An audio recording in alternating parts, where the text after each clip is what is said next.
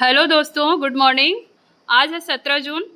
हम लेकर आए हैं द हिंदू न्यूज़पेपर का कुछ मुख्य मुख्य टॉपिक जिस पे हम लोग चर्चा करेंगे। देखिए, हम लोग का पहला टॉपिक है G7 शिखर सम्मेलन और भारत यूएस संबंध। इसमें क्या खबर है? प्रधानमंत्री नरेंद्र मोदी ने फ्रांस के एविया में आयोजित G7 शिखर सम्मेलन के आउटरीच सत्र में हिस्सा लिया। उन्होंने वैश्विक नेताओं से कहा कि आज दुनिया में संसाधनों की नहीं बल्कि भरोसे की कमी है। पीएम मोदी ने ग्लोबल साउथ की आवाज़ उठाते हुए कहा कि इन देशों को केवल मदद नहीं बल्कि बराबरी की साझेदारी चाहिए। पीएम मोदी और डोनाल्ड ट्रंप की मुलाकात पिछले 16 महीनों में पहली बार पीएम मोदी और अमेरिकी राष्ट्रपति डोनाल्ड ट्रंप के बीच आमने सामने संक्षिप्त बातचीत हुई। अमेरिका और भारत के बीच पिछले कुछ दिनों से जो है हम लोग बहुत ही तनाव की स्थिति देख रहे थे। तो इसके बाद पहली बार जो है 16 महीनों के बाद जो दोनों ये पीएम मोदी जी और डोनाल्ड ट्रंप का आमने सामने मुलाकात हुआ G7 शिखर सम्मेलन में। खासकर ओमान के तट के पास अमेरिकी हमले में 3 भारतीय नाविकों की मौत और व्यापारिक मुद्दों को लेकर इस मुलाकात पर दोनों देश के रणनीतिकारों की नज़र है। हम लोग जानेंगे कि G7 क्या है। G7 जो है 7 देशों का ग्रुप है, ग्रुप ऑफ 7। ये 7 देश हैं: Canada, France, Germany, Italy, Japan, United kingdom, संयुक्त राज्य अमेरिका। और ये G7 का बैठक जो होता है साल में एक बार होता है और इसमें चर्चा किया जाता है वैश्विक अर्थव्यवस्था पे, भू राजनीतिक संघर्ष को लेकर, पर्यावरण और जलवायु परिवर्तन, आर्टिफिशियल इंटेलिजेंस और वैश्विक मुद्दे। चलिए हम लोग नेक्स्ट देखते हैं, अमेरिका ईरान शांति समझौता। इसको जो है हम लोग प्रतिदिन देख रहे हैं इस न्यूज़ को। देखिए आज क्या खबर है। द हिंदू ने अपने मुख्य एडिटोरियल लिमिट्स ऑफ अमेरिका में अमेरिका और ईरान के बीच हुए हालिया ऐतिहासिक समझौते का विश्लेषण किया है। मध्य पूर्व में चल रहे युद्ध को रोकने के लिए अमेरिका और ईरान ने हाथ मिलाया है। इसके तहत स्ट्रेट ऑफ हॉर्मुज और ओमान की खाड़ी के समुद्री रास्तों में पूरी तरह से दोबारा खोला जाएगा, जिससे वैश्विक स्तर पर कच्चे तेल की सप्लाई सुधरेगी।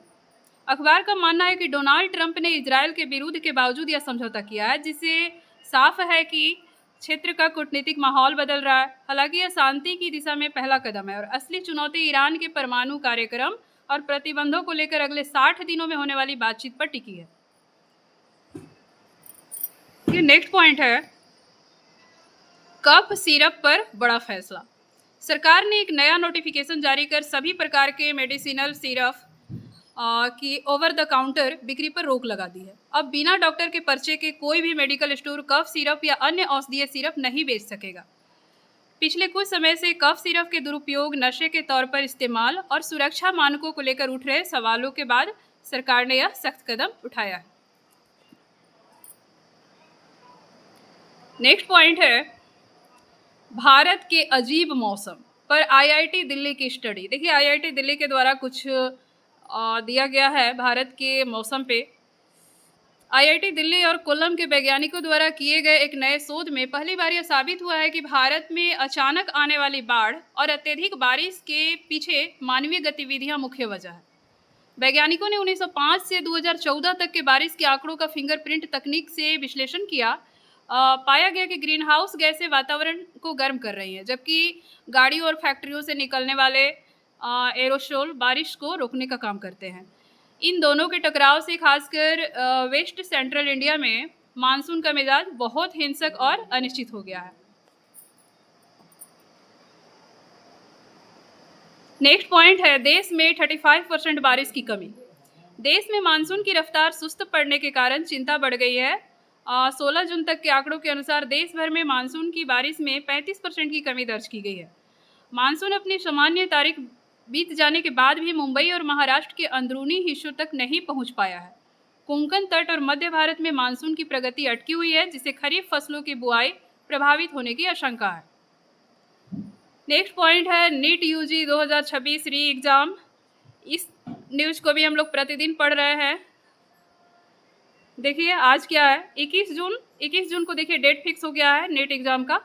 21 जून को होने वाले नीट यूजी री एग्जाम को लेकर तैयारियां तेज है और सुरक्षा के पुख्ता इंतजाम किए गए हैं।